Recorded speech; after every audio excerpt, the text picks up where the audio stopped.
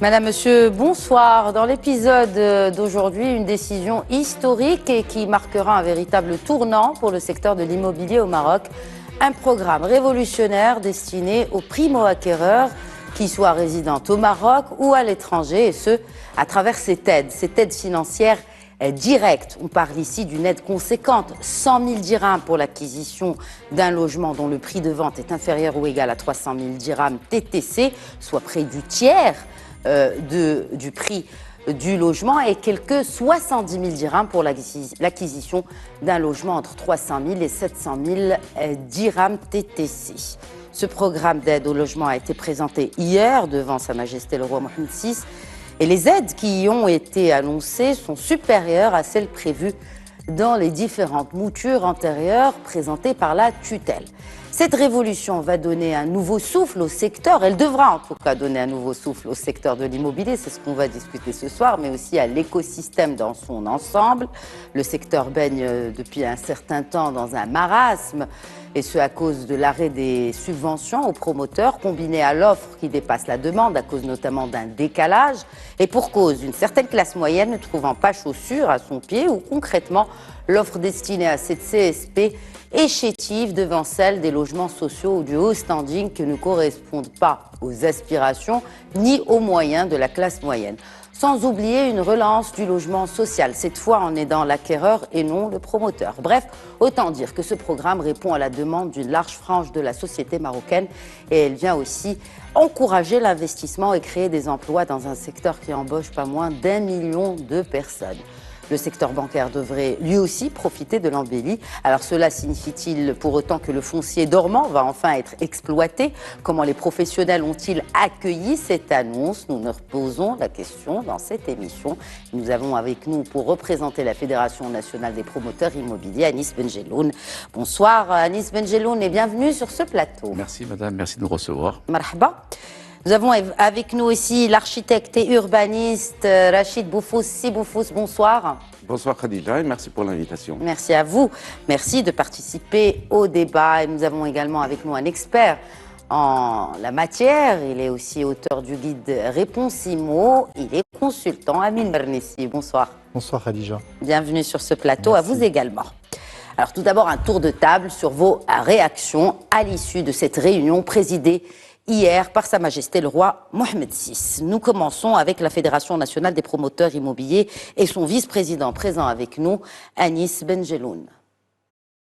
Bon, nous ne pouvons qu'applaudir des deux mains la décision royale. C'est une initiative qui s'inscrit positivement dans un contexte, comme vous avez si bien dit, qui était un peu plein de marasme. On a eu une baisse d'activité de 50% d'activité. Nous espérons vivement que ça va rebooster et relancer le secteur. Comme vous l'avez si bien souligné, une aide de 30% dans le cadre des logements sociaux, c'est considérable. Je pense que c'est un cas unique dans le monde. Il faut saluer cette initiative. 70 000 dirhams pour les logements compris entre 300 000 et 700 000 dirhams, c'est également une aide qui est conséquente et qui est lourde d'implications.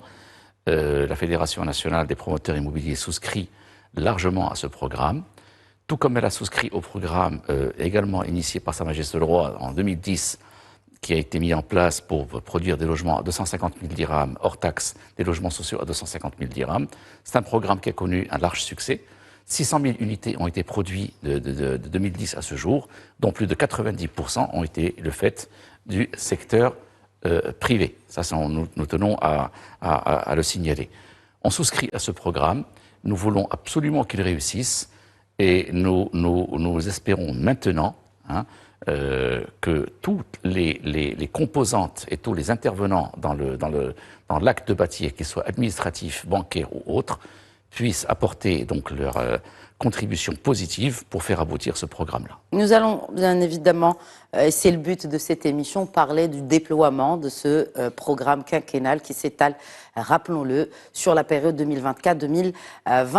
Je reviendrai vers vous, Amin Mernissi, mais je voudrais faire réagir aussi les architectes, même si bon, vous ne représentez pas l'ordre des architectes si vous pousse, mais vu votre expérience, comment cette décision va répondre à la demande de ces Marocaines et de ces Marocains qui n'ont toujours pas acheter leur premier logement, parce qu'il s'agit là des primo-acquéreurs qui vont bénéficier de cette super belle initiative.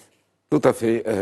Je peux me permettre de parler au nom des architectes, parce que l'Ordre des architectes aussi me demande de parler à l'occasion de ce genre d'initiative. Et nous, les architectes, nous ne pouvons qu'applaudir avec deux mains par rapport à cette formidable révolution. Vous l'avez dit, dans le secteur, c'est la première fois au Maroc où on aide les acquéreurs, et notamment les acquéreurs du social et les acquéreurs aussi des classes moyennes. Depuis très longtemps, on voulait que les classes moyennes puissent aussi avoir droit à des subventions étatiques. Jusqu'à présent, le Maroc l'État marocain a fait une formidable politique justement en matière de logements sociaux. Depuis une vingtaine d'années, il a créé un cadre législatif très incitatif, avec des incitations fiscales, avec des incitations urbanistiques, la dérogation dont on parlait à l'époque. Cela a permis, en collaboration avec les promoteurs privés et les promoteurs étatiques aussi, de juguler le manque de logements que nous avions au début des années 2000,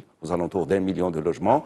Aujourd'hui, avec cette aide couplée et avec les efforts de tous, nous sommes arrivés déjà à offrir sur le marché des centaines de milliers de logements à des populations qui n'avaient pas les moyens d'acquérir un logement. Aujourd'hui, l'État change de stratégie. Est-ce que vous pensez que ce changement de stratégie, on passe à un nouveau cap? C'est-à-dire on s'est attaqué à la racine du problème en subventionnant les promoteurs immobiliers. Il est temps à présent de subventionner l'acheteur, l'acquéreur. Tout à fait, parce que encore une fois, s'il n'y a pas d'acheteur, il n'y a pas de promoteur. Donc automatiquement, aujourd'hui, il faut aider l'acheteur. Depuis plusieurs années, moi je défends l'idée aussi de subventionner même les taux d'intérêt des crédits. Et aujourd'hui, ça ne peut être qu'une très bonne chose que l'acquéreur puisse aujourd'hui se dire aussi, je peux avoir une ristourne de 30% sur le prix du logement ou 10% sur un logement à 700 000 dirhams. C'est totalement inédit. C'est vraiment, ça va non seulement relancer le marché, qui est aujourd'hui stagnant depuis l'arrêt des programmes sociaux, mais ça va permettre à des petits promoteurs qui étaient jadis, il y a 20 ans, dans le programme des classes moyennes et qu'ils ont migré vers le social, de revenir vers la base de leur métier, d'offrir justement à cette grande classe moyenne qui n'arrive pas à trouver aujourd'hui de logement entre 700 000 jusqu'à 1 million de dirhams. Je pense que ça va aussi encourager d'autres promoteurs à venir. Bien sûr, aussi, nous, en tant que professionnels, nous devons non seulement nous répondre favorablement à cet élan royal, mais en même temps, nous devons aussi nous organiser en matière de traçabilité des promoteurs, des intervenants dans le bâtiment, etc., pour une plus grande qualité de produits. Donc il y a ça aussi. Donc il y a plusieurs sujets sur lesquels dont on pourrait débattre tout à l'heure, si vous le permettez. C'est sûr, parce que c'est ces logements objets de ce nouveau programme. Et là, je cite un extrait du communiqué du cabinet royal, donc à l'issue de cette réunion tenue hier. Ces logements et ce programme d'aide seront réalisés dans le respect total des plans d'aménagement en vigueur et en conformité avec les normes techniques et de qualité. Nous allons bien évidemment revenir aux moyens qui seront mis en place pour respecter tout cela. Je conclus ce premier tour de table avec vous, Amine Mernissi. Quand on parle de ces personnes, de ces primo-acquéreurs, est-ce qu'on a une fourchette d'un chiffre, par exemple, qui puisse nous rapprocher de la réalité de ces personnes qui attendent à avoir leur premier logement et qui se situent dans une fourchette entre donc moins de 300 000 dirhams ou de 300 000 à 700 000 dirhams? Alors d'abord, ce qu'il faut peut-être dire, c'est que c'est une nouvelle page de l'histoire de l'immobilier de ce pays qui va s'écrire, qui est en train de s'écrire sous nos yeux. Et en même temps, on a tourné une page qui est celle du logement à 250 000 dirhams, qui a connu aussi ses heures de gloire, puisqu'il a servi des centaines de milliers de ménages. Aujourd'hui, avec ce programme qui est, je dirais, royalement généreux, parce qu'aujourd'hui, offrir une subvention du tiers d'un logement, c'est quelque chose qui relève de la prouesse. Et quand je dis le tiers, c'est-à-dire qu'un acquéreur qui souhaite acheter un logement à 300 000 dirhams, en fait, il va payer 200 000 dirhams. Alors que dans le programme précédent, il payait 250 000 dirhams. Alors vous imaginez, 15 ans après, on est arrivé à sortir un produit qui est 50 000 dirhams moins cher, avec la hausse de tout, c'est pas besoin de le préciser, Et donc aujourd'hui, un acquéreur va débourser réellement 200 000 dirhams pour un bien qui vaut 300 000 dirhams. Il va recevoir une subvention directe de 100 000 dirhams. Ça, c'est totalement une grande performance que l'État va Ce que vous dites là, offrir. c'est qu'il n'y a plus de logements à 250 000 dirhams. Les logements de 250 000 dirhams vont passer à 300 000 dirhams à cause de la flambée des prix. Alors, dans le communiqué, quand on le lit dans le détail, on ne parle pas de logement social. On parle d'un logement dont le prix est égal ou inférieur à 300 000 dirhams. Il y a le dénominatif social, on ne le trouve pas. Et ensuite, il y a une définition par le prix. Un logement de 300 000 dirhams au moins, la subvention est de 100 000, alors qu'avant, elle était de 60 000 dans l'ancienne mouture, plus 10 000 si c'est une veuve, donc 70 000 dirhams d'aide maximale. Ensuite, pour un logement entre 300 et 700 000, avant c'était 50 000 dirhams dans la mouture précédente, et là c'est... Dans la mouture précédente qui a été présentée par le ministère il y a quelques semaines. Après l'arbitrage royal, c'est 70 000 dirhams entre 300 et 700 000. Donc aujourd'hui, on va servir une population qui ne trouvait pas de logement dans cette fourchette-là, surtout pour le logement dit pour la classe moyenne. Il s'agit aujourd'hui de se pencher également sur où est-ce qu'on peut développer ce type de logement. Parce qu'aujourd'hui, un logement à 300 000 dirhams, il a un prix de revient. Donc aujourd'hui, est-ce qu'on peut développer un 300 000 dirhams au cœur des villes, en plein centre?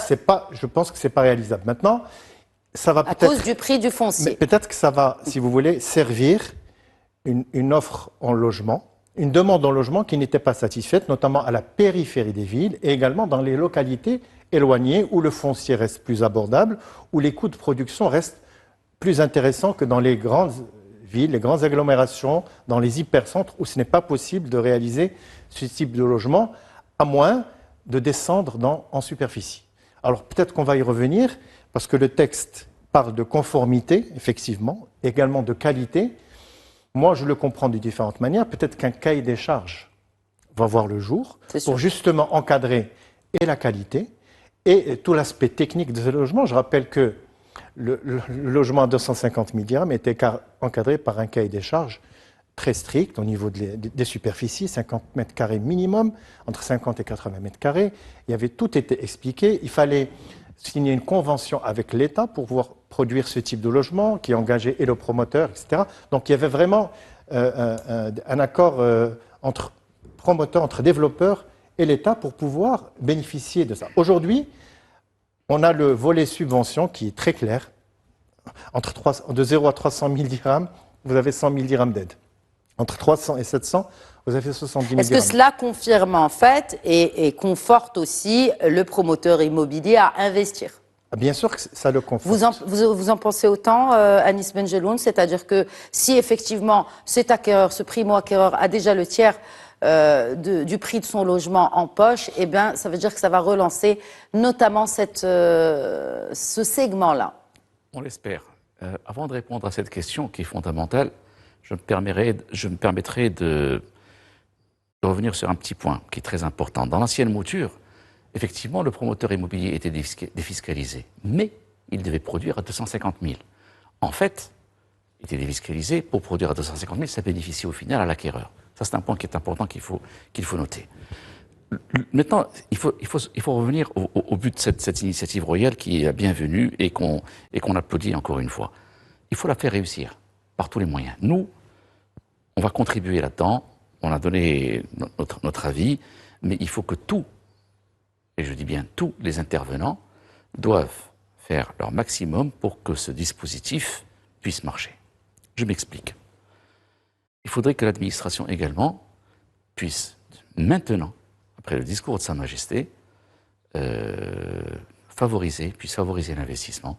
Au moment où on parle de charte d'investissement, au moment où on parle de tous les dispositifs pour favoriser l'investissement, il s'agit de réduire le temps d'instruction des dossiers, il s'agit de réduire également les normes urbanistiques.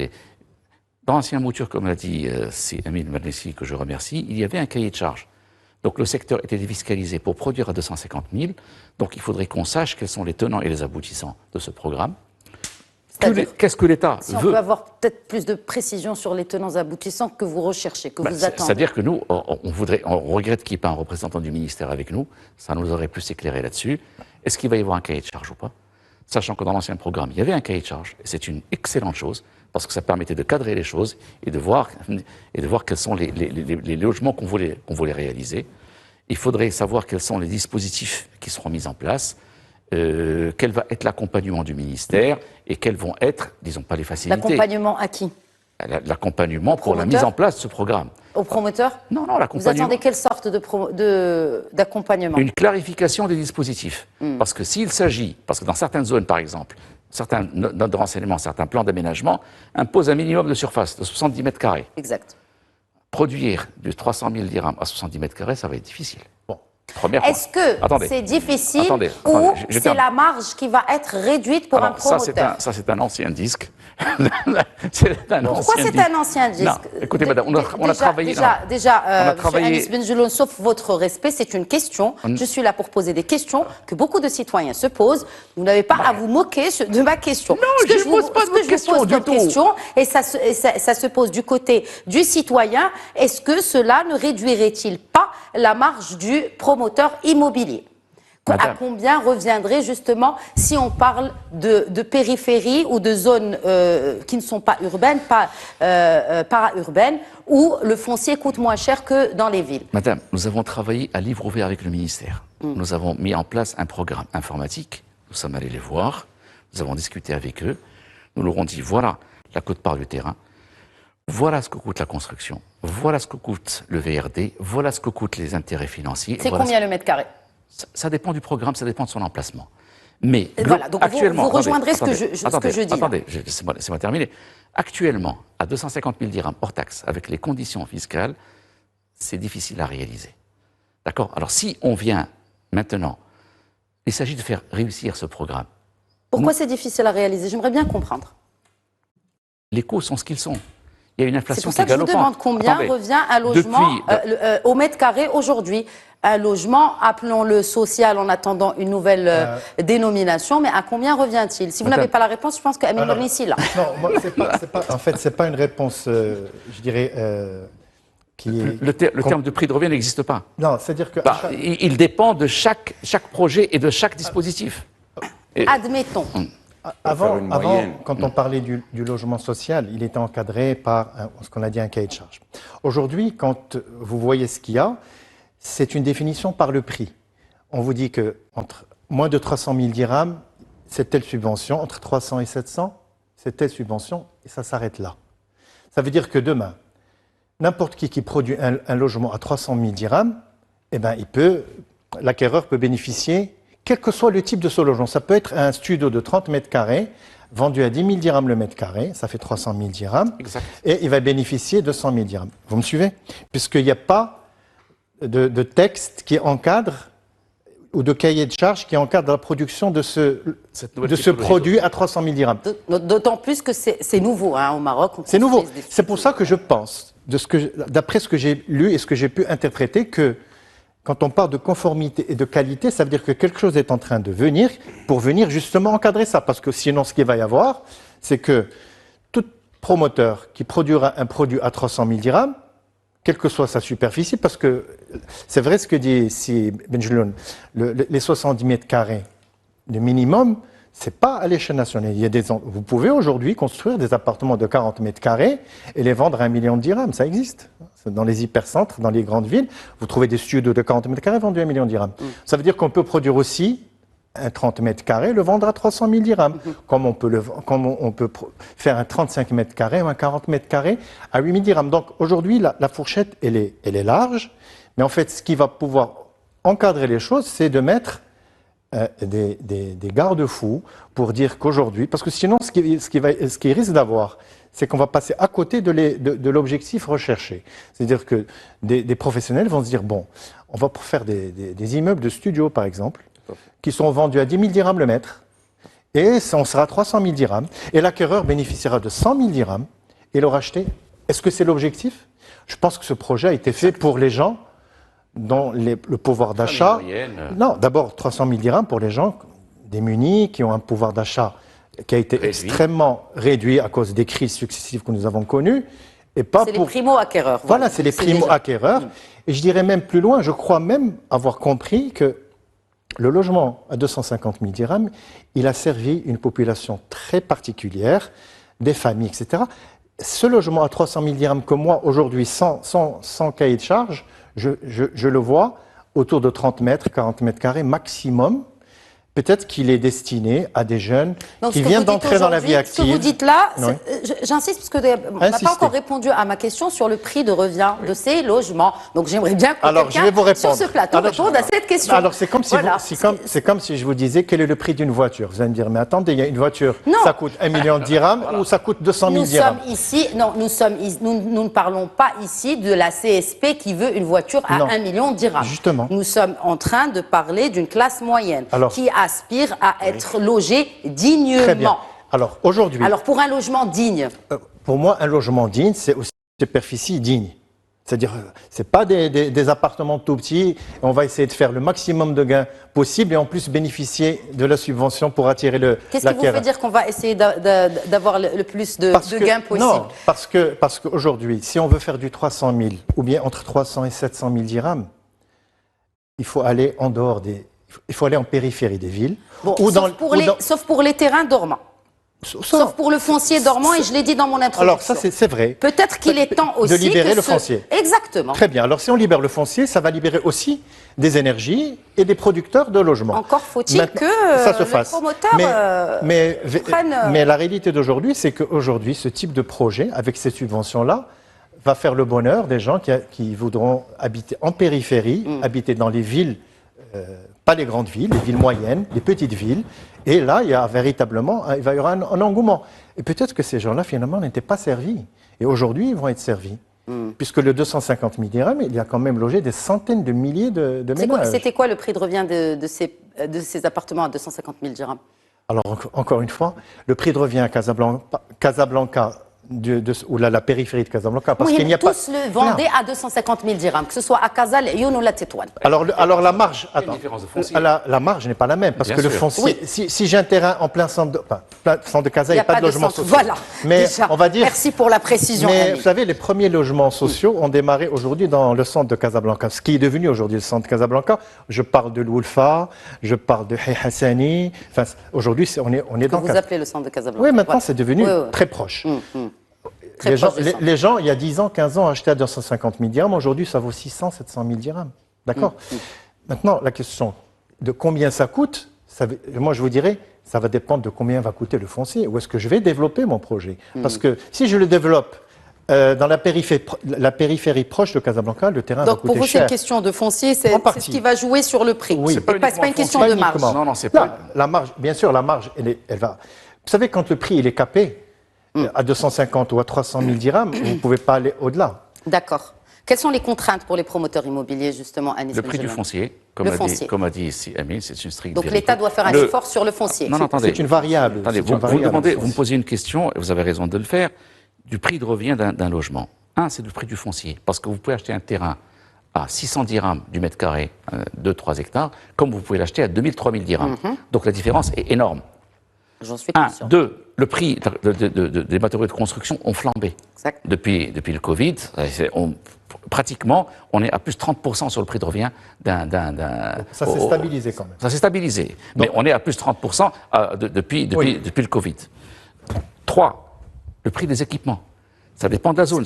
Depuis le Covid à maintenant, c'est une augmentation moyenne de 30%. C'est une augmentation moyenne du prix de revient de la construction. Gros œuvres et finitions. Au moins 30%. Troisième point, ça dépend du terrain où c'est qu'il est situé. Par exemple, si vous devez ramener un réseau d'assainissement sur 1 km ou sur 10 km, ou si votre réseau d'assainissement est à côté, la différence, elle est notable. Si vous allez prendre des crédits bancaires, où les agios vont être dans un certain montant au bout d'1 an ou 2 ans, si vous ne prenez pas de crédit bancaire, ça ne va pas impacter le prix de revient. Donc, toute une conjoncture. Mais tout ce que je peux vous dire qu'actuellement, c'est que les marges des promoteurs, contrairement à ce qui est véhiculé malheureusement à tort, se sont réduites, beaucoup réduites. Il y a des promoteurs qui sont en difficulté et d'actions qui ont été faites. Et le programme à 250 000 connaît des difficultés.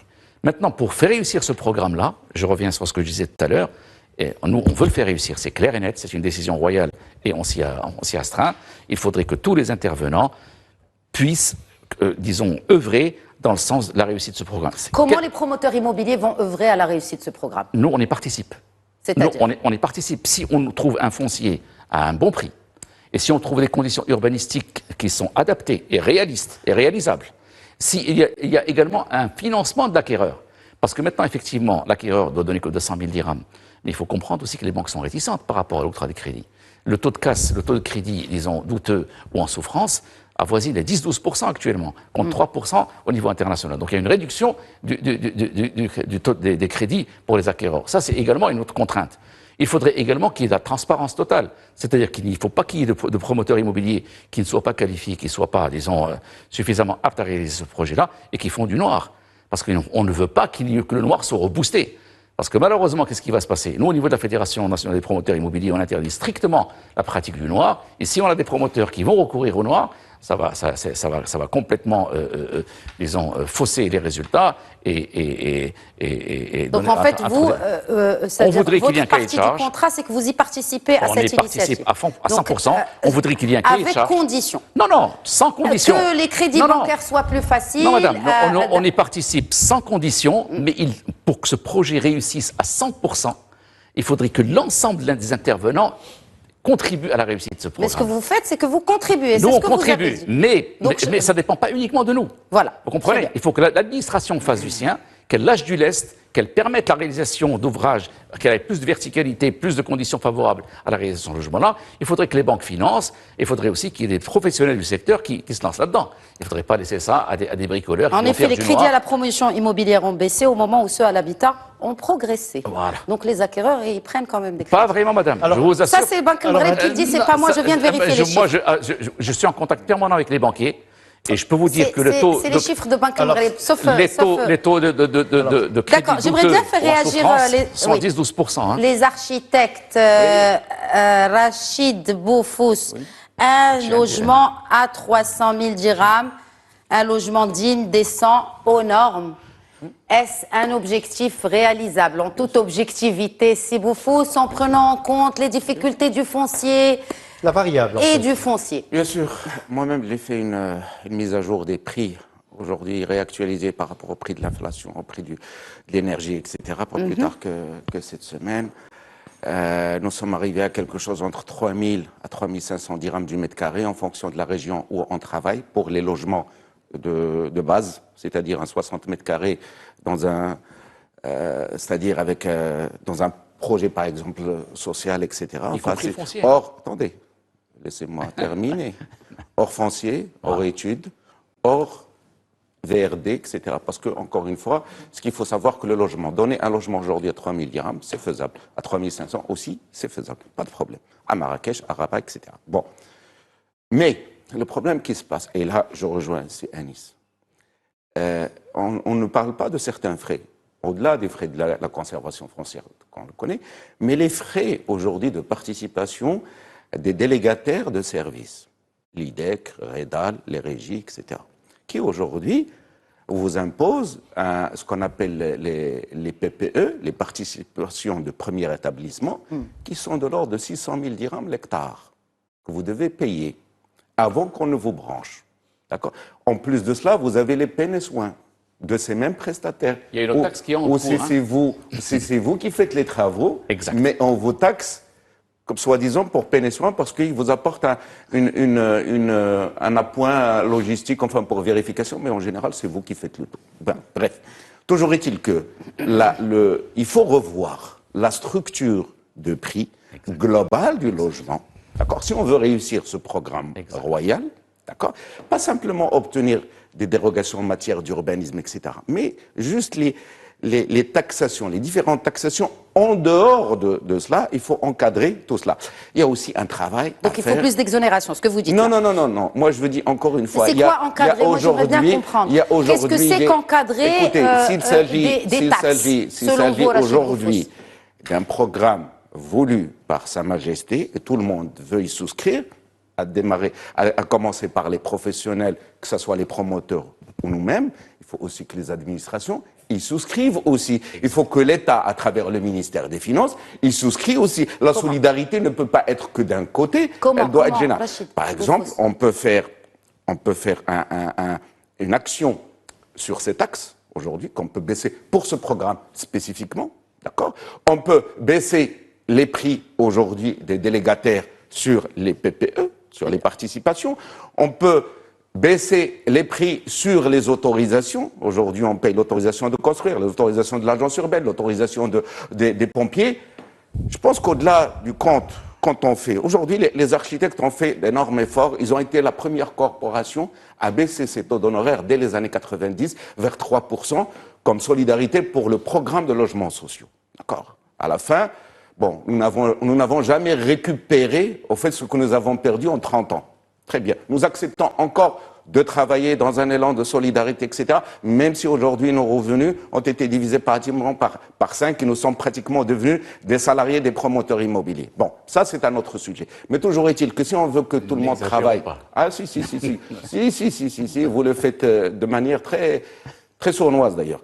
Et ce qu'il faut savoir, c'est qu'aujourd'hui, pour avoir un logement bien fait, il faut bien payer les intervenants, architectes, ingénieurs, bureaux d'études, bureaux de contrôle, tous ces gens-là, il faut bien les payer. Si vous voulez un suivi rigoureux, si vous voulez une qualité de logement qui soit parfaite. Maintenant, à côté de cela, il faut bien sûr réviser ce système de taxation. Je pense qu'on peut faire quelque chose. Mais donc, le plus important, encore une fois, aujourd'hui, une nouvelle sorte d'exonération. Nous avons un vrai problème. Pourquoi personne ne veut dire exonération? Alors qu'est-ce que c'est? Attendez, nous avons aujourd'hui un problème. Je vais vous expliquer la chose. Pourquoi nous payons aujourd'hui la tonne de ciment au Maroc au double de ce que le produit l'Égypte, par exemple? Elle est à $40 en Tunisie. En Égypte et en Tunisie, et nous sommes à 1200 dirhams la tonne en Maroc. Pourquoi? Parce qu'il y a un problème de coût de l'énergie. Donc si on veut vraiment que ces programmes réussissent au Maroc, il faut aussi travailler sur ces coûts de l'énergie pour baisser les intrants, que ce soit le rang à béton, c'est-à-dire le fil de fer avec lequel on fabrique, que ce soit le sable pour la construction, que ce soit le ciment lui-même. Donc, il faut agir sur tous les prix si on veut sortir ces produits. Donc, c'est ça que je dis encore. C'est l'intervention, enfin, c'est la conjonction des efforts de tout le monde, pas simplement de quelques-uns. Mais ça, aujourd'hui, on connaît les prix, même si Anis ne veut pas le dire. On connaît très bien. On sait à quel prix on construit aujourd'hui. Comme je vous ai dit, pour le social des choses de base, c'est 3 000, 3 500 dirhams. Pour le moyen standing, en dehors des fonciers, voilà, bien sûr. On est d'accord. Pour le moyen standing, c'est entre 3 500 à 7 000 dirhams. Et au-delà, c'est le haut standing. Et on a même du très haut standing au-delà de 15 000 dirhams. Nous connaissons les prix. Mais au-delà de ces prix, ce qui va les grever, c'est tout l'environnement qui est autour, c'est toutes les taxes parafiscales, etc., tout ça, qui viennent alourdir la chose. Et si on veut faire réussir ce programme, c'est sur ça qu'il faut intervenir d'un côté. Et deuxièmement, de ce cahier des charges, et je rejoins si Amin Mernissi là-dessus, on peut vous produire un 30 mètres carrés à 700 000 dirhams aujourd'hui, même 1 million de dirhams. Oui. C'est aujourd'hui le marché. Donc il faut définir quel type de logement on veut. Est-ce que c'est un logement de 60 mètres carrés ou est-ce que c'est un logement de 70 mètres carrés? Donc il faut vraiment préciser. Mais est-ce que on parle de logement pour quelle région aussi? Parce que là, on parle des 12 régions du royaume, d'où la création de ces 12 commissions ou agences régionales d'urbanisme et d'habitat. Merci. Voilà. Sa Majesté a fait une excellente chose aujourd'hui, cette décision d'avoir 12 agences régionales d'urbanisme. Est-ce que ça change selon vous? Bien sûr, parce que nous avons aujourd'hui plus de 70 agences urbaines, enfin 70, je pense, une cinquantaine. Et il y a un problème aujourd'hui pour les autorisations. Moi, j'ai toujours plaidé pour qu'il y ait une agence qui regroupe toutes les compétences par région, qui non seulement s'occupe des plans d'aménagement, parce que si vous le savez, peut-être pas, c'est que les plans d'aménagement sont traités aujourd'hui à Rabat, alors qu'ils sont faits à Kharibga, ils sont faits à Casablanca. C'est toujours le central. Centralisé, Si aujourd'hui nous avons ces agences régionales, c'est une formidable chose, nous allons avoir de la visibilité sur qui fait quoi, où et comment. Donc, il faut encore une fois aller dans ce sens. Je pense que c'est de très très bonnes décisions, c'est-à-dire ces aides plus ces agences de l'urbanisme. Maintenant, sur les questions d'autorisation, et là je rejoins Anis, il faut qu'il y ait un seul interlocuteur. On ne peut pas avoir 3 interlocuteurs en même temps. 5. La commune, la préfecture et l'agence urbaine, en plus des autres, c'est-à-dire des délégataires de services, plus quand vous intervenez à côté d'un monument historique, etc., vous devez aller souscrire à des ministères qui peut fédérer toutes ces étapes-là? C'est le ministère de l'Intérieur. Parce qu'encore une fois, dans le cadre de la loi 66-12, qu'il a piloté en 2016, pour justement punir toutes les contraventions sur l'habitat et l'urbanisme, aujourd'hui c'est une prérogative principalement du ministère de l'Intérieur. Très bien. Bon. Vous prévenez les contraventions, vous autorisez en même temps. Donc je dis celui qui autorise, et c'est celui qui contrôle. D'accord? Comme ça, j'ai la traçabilité. Comme ça, si je veux contester une décision administrative, je sais que c'est le gouverneur Olouali qui l'a prise, et pas une commission où on dilue les responsabilités, où personne ne vous dit ce n'est pas moi, c'est l'autre. Non. Je pense qu'à un moment, il faut régulariser tout cela, il faut mettre un cadre. Nous avons mis Rojas, qui est un excellent produit aujourd'hui en matière d'autorisation dématérialisée. Il nous manque juste cet aspect où il faut responsabiliser les gens. Sa Majesté, toujours dans ses discours, parle justement sur la gouvernance, sur la transparence. Le gouvernement doit aujourd'hui mettre en marche ces instructions royales, parce qu'encore une fois, depuis que nous avons mis les agences urbaines, que nous avons compliqué le processus d'autorisation, nous avons perdu 20 ans. 20 ans. Nous l'avons calculé aujourd'hui. Nous aurions pu gagner 20 ans si nous avions simplifié les procédures d'autorisation de construire. Depuis longtemps, les architectes demandent à ce qu'ils autorisent eux-mêmes jusqu'à une certaine surface, eux-mêmes pourquoi on ne nous le donne pas? Nous sommes qualifiés, on peut travailler avec les autorités en plein contrôle, mais il faut simplifier aujourd'hui. Rojas lui-même parle aujourd'hui de 55 jours pour l'obtention d'une autorisation. Moi, je vous dis que vous n'avez pas une autorisation à moins de 6 mois. Dans certaines régions du Maroc. Il y a des gens aujourd'hui qui sont sur 1 an et demi pour avoir une autorisation. Donc, ce n'est pas normal. Enfin, vous parlez en connaissance de cause, parce que c'est vous qui êtes dedans. Mais bien sûr, moi je vous dis... Ça, on ne retrouve pas ça vraiment dans la presse, Moi, je mets au défi aujourd'hui n'importe quel responsable marocain qui me donne, même si Aziz Akhnouch veut me donner un dossier d'autorisation de construire, s'il le sort en 15 jours, moi j'abandonne l'architecture. Je vous le dis. S'ils sont en 2 mois. C'est pas possible. Madame, si vous permettez, oui, juste en complément de sûr. ce qu'a dit Rachid Boufous à juste titre. Il a répondu sur le prix de revient d'un logement. Il parle de 3500 dirhams par mètre carré sans foncier. Il faut ajouter 1500 dirhams. Bon, voilà, la réponse, elle est là. 1500 dirhams le coût du foncier par logement. Par logement? Ah oui, 1500 dirhams par mètre carré. Ça, c'est la réponse. Oui, je préfère que ça soit lui qui ait dit ça, parce qu'il a plus de crédibilité que lui qui est architecte, que moi qui suis promoteur, parce qu'on dira que c'est pas vrai. Ce qu'il a dit concernant... Personne ne dira cela, en tout cas certainement pas sur ce plateau. Ce qu'a dit Rachid Boufous à juste titre, il y a un nombre... Alors, je ne parle pas des taxes usuelles, normales, l'IS et la TVA, auxquelles tout le monde doit être soumis et que tout le monde doit payer. Ça, c'est une normalité. Il y a d'autres taxes qui sont spécifiques à ce secteur et qui alourdissent le prix de revient et qui sont au final supportées par l'acquéreur. Il a parlé des taxes des régies. Il y a une 3e taxe qui est en train d'être mise en place. C'est la taxe sur les récupérations des eaux usées. 300 000 dirhams l'hectare. Voilà. Ça, c'est une autre taxe. Donc, à chaque fois, on ajoute une taxe. Il y aura une nouvelle taxe sur le permis d'habiter au niveau des communes. 20, 25 à 50 dirhams du mètre carré. Il y a encore une autre taxe sur le déblai des matériaux usés. 30 à 50 dirhams du mètre cube. Donc, toutes ces taxes-là, madame, ça alourdit le prix de revient. Et au final, c'est supporté par qui? Par l'acquéreur. Nous, l'objet de la réunion d'aujourd'hui, c'est quoi? C'est de faire réussir ce programme royal. Et nous, on y contribue à 10 000%. C'est pour ça qu'il faudrait que tous les intervenants mettent la main dans la pâte et lâchent du lest. Et il ne faut pas qu'il y ait cette politique d'affrontement, parce que ce qu'il y a actuellement, c'est une vérité, ça il faut le dire. C'est qu'il y a un affrontement entre le public et l'administration, entre le privé et l'administration. C'est la stricte vérité. C'est-à-dire qu'on est considéré comme étant... C'est une logique de suspicion et on va voir la bouche d'incendie, la gaine qui est à 20 cm. Non. Le but, c'est quoi? Sa Majesté a donné des instructions. Il faut réussir ce programme-là.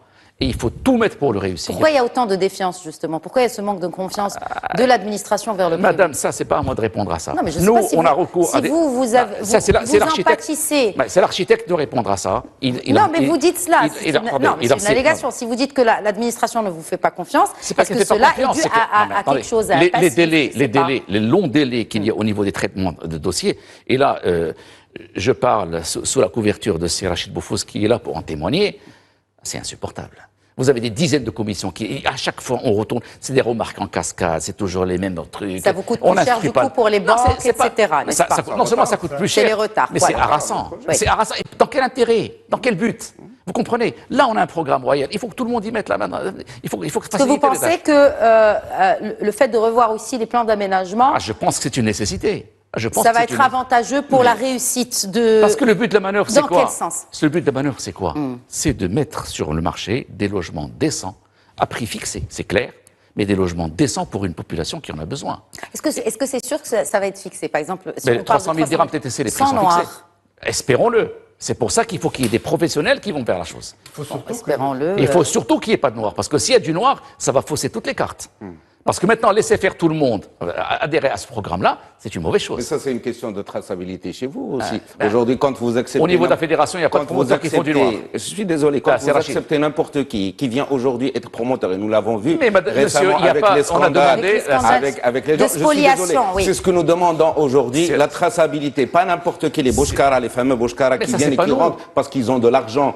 Mais ce sont des promoteurs. Parce qu'aujourd'hui, il n'y a même pas... Moi, je dis aujourd'hui, il faut un fonds de garantie pour les gens qui sont spoliés par des promoteurs indélicats. Je ne mets pas tout le monde dans le truc. Et il faut ce fonds de garantie, il faut aussi que vous puissiez y contribuer parce que c'est votre responsabilité en tant que promoteur d'avoir une traçabilité. Pour rétablir la confiance, peut-être. Une carte de promoteur et une carte de constructeur aussi. Madame, nous avons demandé la mise en place. Quelqu'un qui a une lassa, un truc, une pelle, et puis il rentre dans un chantier qui te dit, Anna, je suis un ma'alem, je suis désolé, il faut la traçabilité. Les gens, les fameux kounehani, les plombiers à 2 balles qui ont juste un téléphone et qui te dit, ok, très bien, et qui vous mettent les installations entre eux. Il faut tracer tous ces gens pour qu'on ait un peu de crédibilité. Parce qu'encore une fois, ce sont les citoyens qui aujourd'hui se retrouvent dans des problèmes et ils n'ont pas de recours. Ils ne peuvent pas se porter plainte contre XY parce qu'il n'y a pas de traçabilité et il n'y a pas de fédération dans ces métiers-là. Il faut qu'il y ait vraiment, pour protéger le consommateur, pour protéger l'acquéreur, il faut un peu de sérieux. Et un peu de décence aussi, parce que pendant très longtemps, tout le monde a gagné beaucoup d'argent dans ce pays. Et il faut un peu... Il faut partager. Je suis désolé, au bout d'un moment, vous avez gagné beaucoup d'argent. Il y a 20 ans, vous n'existiez pas. Le meilleur d'entre vous faisait à peine 2000 logements. Aujourd'hui, le meilleur d'entre vous fait par an 25 000 logements. Ne dites pas que vous n'avez pas gagné d'argent. Vous avez gagné beaucoup d'argent. Il faut un peu partager et il faut être solidaire. C'est Rachid. Oui, mais Amine Mernissi, on ne l'a pas entendu depuis un moment. Parce que là, c'est pas... C'est un dialogue entre eux. Non, c'est un débat. Non, nous sommes ici sur une émission de débat. Amine, s'il te plaît, en réponse à ce qu'a dit Boufous. On a demandé la mise en place d'un statut du promoteur au ministère. On n'est pas un organe législatif. C'est au ministère de faire ça, madame. Okay. Vous êtes une fédération. Oui, bien, attendez. Donc, au niveau de votre fédération... On a proposé des lois, on a proposé des textes qui n'ont pas été retenus. Qu'est-ce que vous voulez qu'on fasse? On a proposé une amélioration de la VFA pour qu'elle soit réellement applicable. Ça n'a pas été. C'est un autre débat. C'est un autre débat. Alors, concernant les architectes, c'est Rachid Boufous. L'architecte, il est responsable de l'œuvre. Bien sûr. N'est-ce pas? Bien sûr. Donc, quand vous avez des promoteurs indélicats qui viennent chez vous, il faut les refuser. C'est qu'on peut refuser un promoteur aujourd'hui dans les conditions avec lesquelles le travail aujourd'hui est distribué au Maroc. L'accès à la commande des architectes, je suis désolé, monsieur. Mais c'est pas nous. Vraiment, vous parlez de quelque chose. Et là, je préfère ne pas en parler parce que ce n'est pas. C'est pas notre sujet aujourd'hui, messieurs. Merci, c'est Rachid. Nous devons faire réussir ce programme royal et on a intérêt tous, architectes et promoteurs, à le faire réussir. Au-delà de toute polémique stérile. Loin de toute polémique stérile, voilà. J'y arrivais. Amine Mernissi, j'ai une question quand même par rapport à ce programme, parce que nous parlons de ce programme d'aide. On a parlé des logements de moins de 300 000 dirhams. Bon, il serait temps qu'on parle de l'autre partie du programme, qui est tout aussi importante. Et là, on parle de la classe moyenne.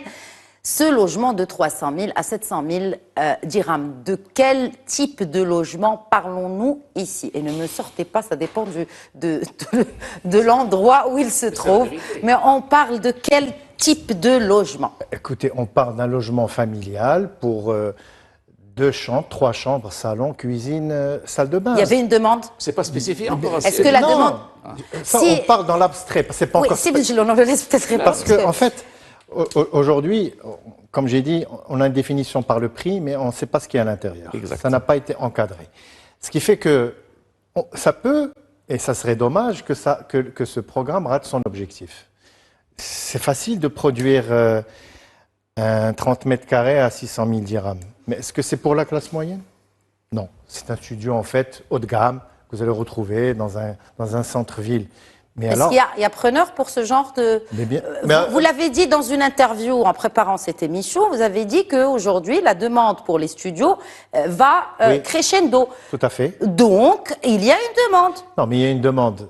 Je suis d'accord, mais c'est pas le but de faire Pour du les 300 000 jeunes, dirhams en studio. par exemple. Non. Si on a enlevé le 250 000 dirhams, qui faisait entre 50 et 80 mètres carrés, d'accord, 250 000 dirhams entre 50 et 80 mètres carrés, on pouvait y loger quand même une famille. Donc, moi, j'ai pas de problème. Si on décide de faire du 30 mètres carrés, mais qu'on le dise, ça va se vendre à 10 000 dirhams le mètre, à ce moment-là, c'est plus du logement social. C'est autre chose. De la même façon, parce que c'est très simple.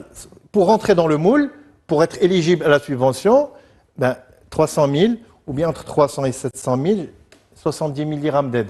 Donc, si vous voulez, la marge de manœuvre, elle est large.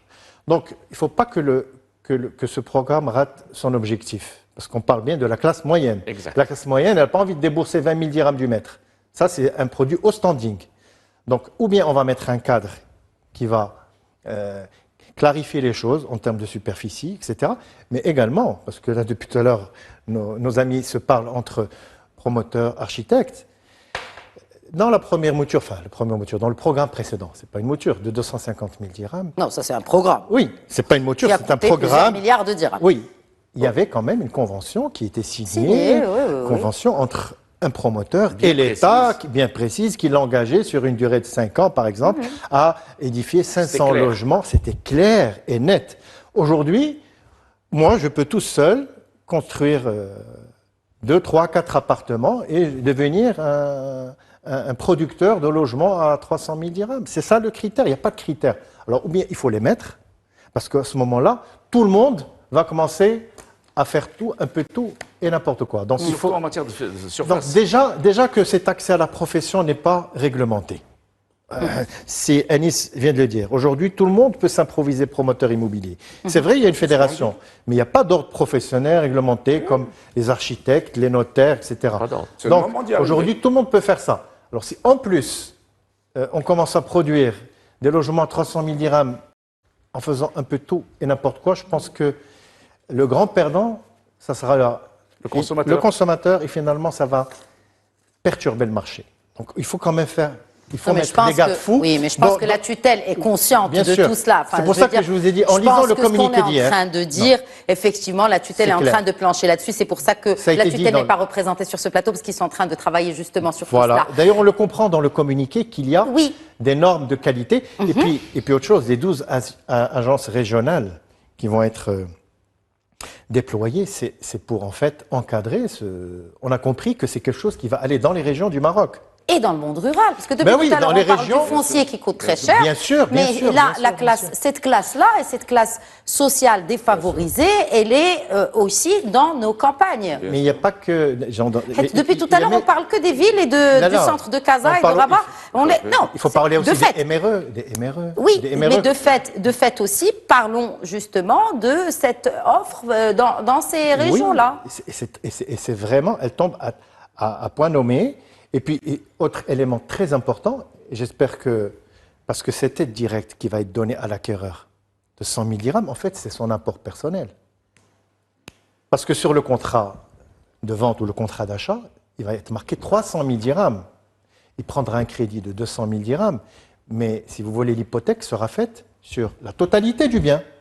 Donc, ça résout le problème de l'apport personnel. C'est-à-dire qu'aujourd'hui, un acquéreur qui n'a pas d'avance, dont le pouvoir d'achat est limité, cet apport personnel de 100 000 dirhams représente, cette aide de 100 000 dirhams directe, c'est son apport personnel. Encore faut-il que le promoteur ne demande pas de noir.